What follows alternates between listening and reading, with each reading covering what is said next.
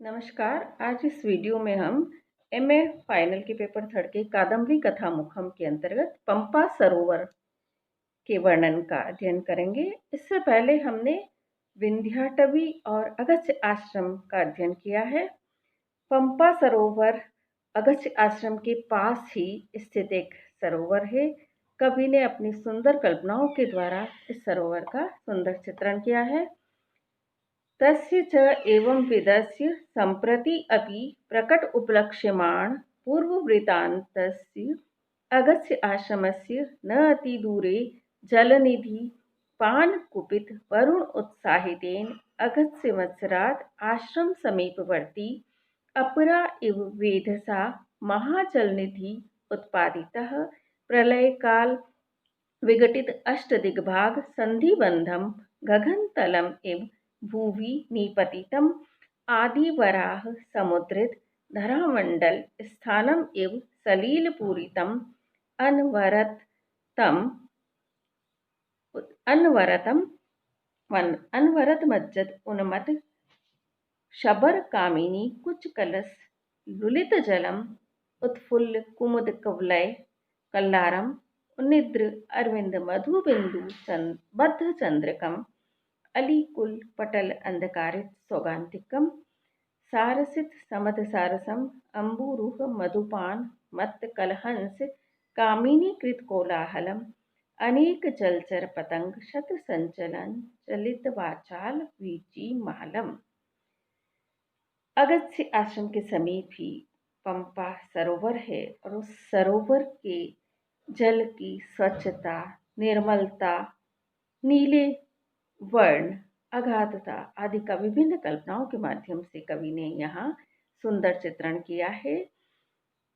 संप्रति अपि आज भी प्रकट उपलक्ष्यमाण प्रकट में उपलक्षित होने वाले, वर्तमान में दिखाई देने वाले पूर्व वृत्तांतस्य अगस्त्य आश्रमस्य पूर्व वृत्तांत वाले पूर्व प्रसंग वाले तस्य अगस्त्य आश्रमस्य उस अगस्त्य मुनि के आश्रम के न अति दूरे अत्यधिक दूर नहीं, समीप में ही जलनिधि पान कुपित वरुण उत्साहितेन जलनिधि पान समुद्र के जल का पान कर लेने से, समुद्र के जल को पी लेने से कुपित क्रोधित हुए वरुण उत्साहितेन वरुण के द्वारा उकसाए गए, भड़काए गए, प्रोत्साहित किए गए अगस्त्य मत्सराद अगस्त्य ऋषि के प्रति मत्सराद ईर्ष्या के कारण वेधसा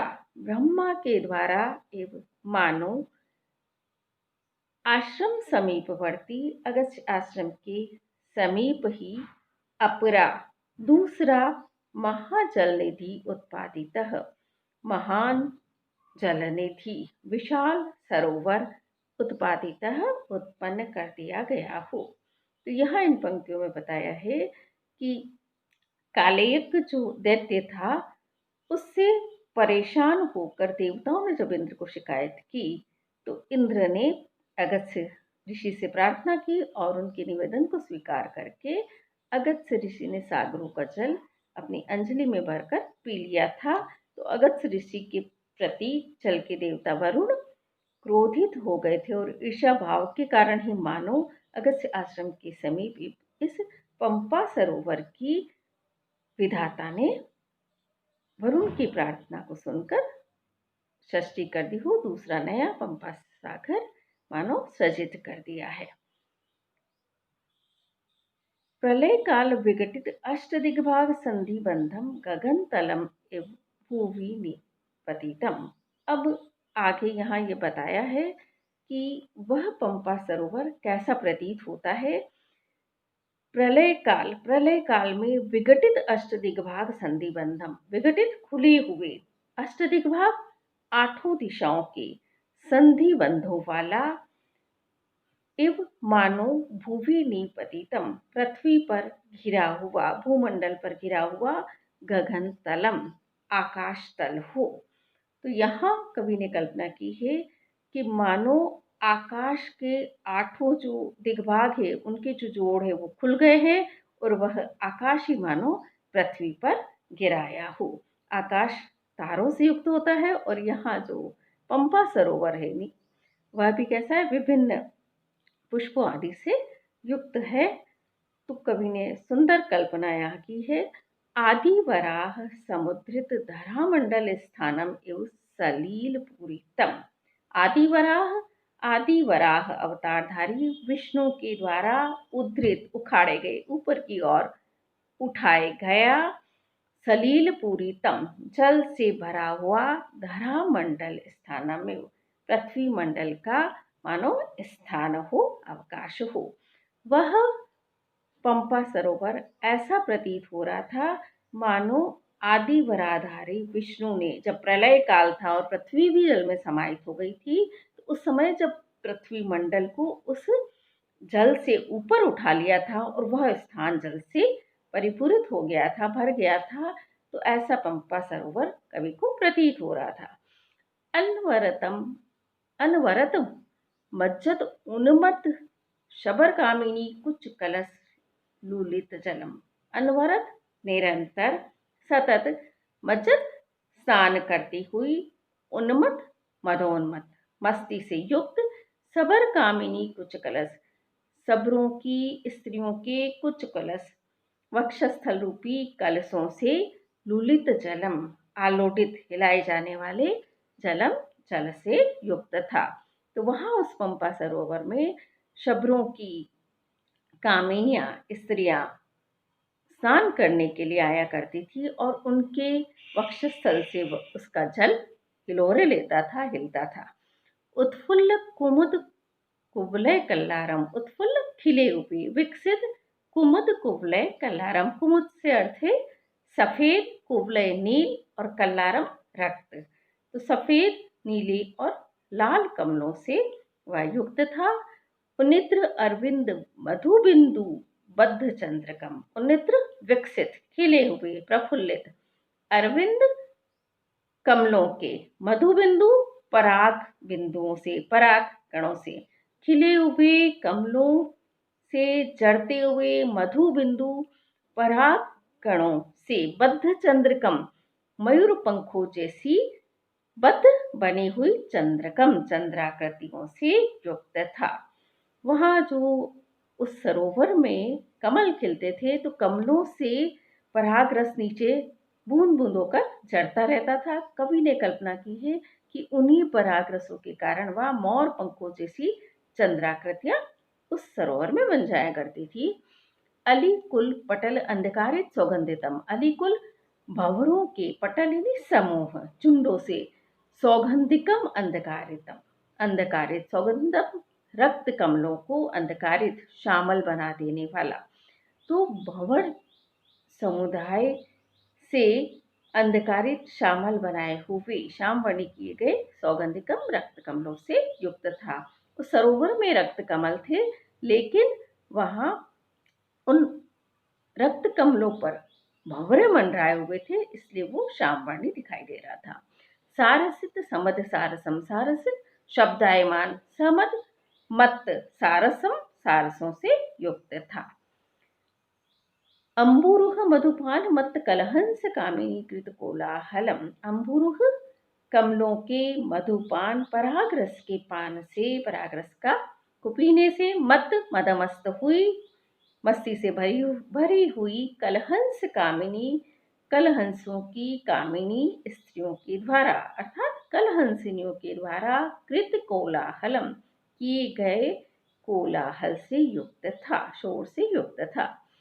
वहां कलहंसिनियां कमलों के परागरस का पान कर मस्ती में शब्दायमान हो रही थी, शब्द कर रही थी।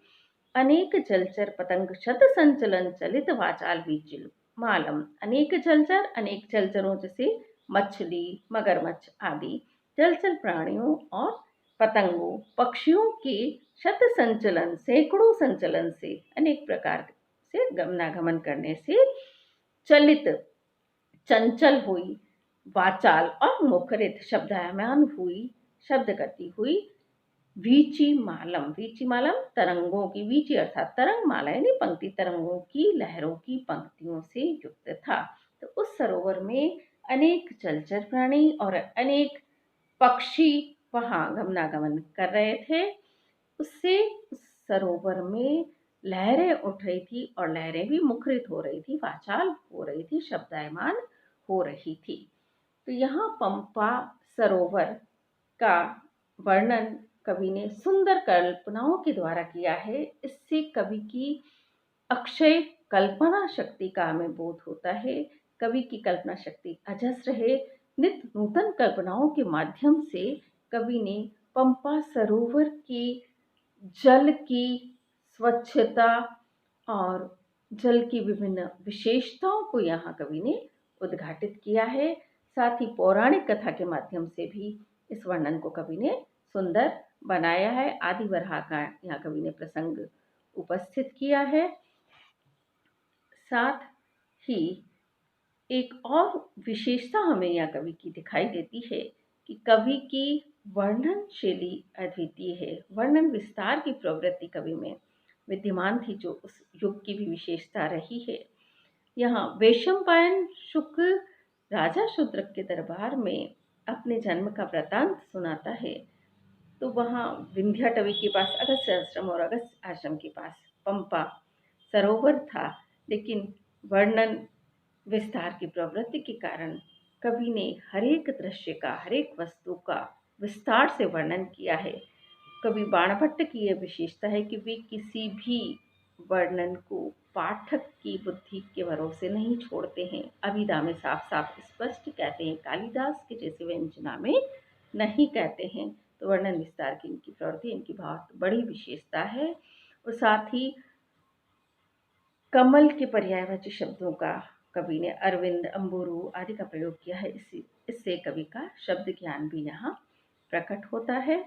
सुंदर कल्पनाओं के माध्यम से पंपा सरोवर का बड़ा ही मनोहारी दृश्य कवि ने उपस्थित किया है। इससे कवि की सूक्ष्म निरीक्षण शक्ति का भी यहाँ बोध होता है। कवि के हर वर्णन में अलंकार सन्निविष्ट है और अलंकारों से कहीं भी वर्णन बोझिल नहीं हुआ है, अपितु उस विषय वस्तु को समझने में, उसकी सुंदरता में और अधिक चार चांद लग गए हैं। तो आज हमने पंपा सरोवर के विशिष्टताओं को पढ़ा है, उनको समझा है। आज इतना ही। धन्यवाद।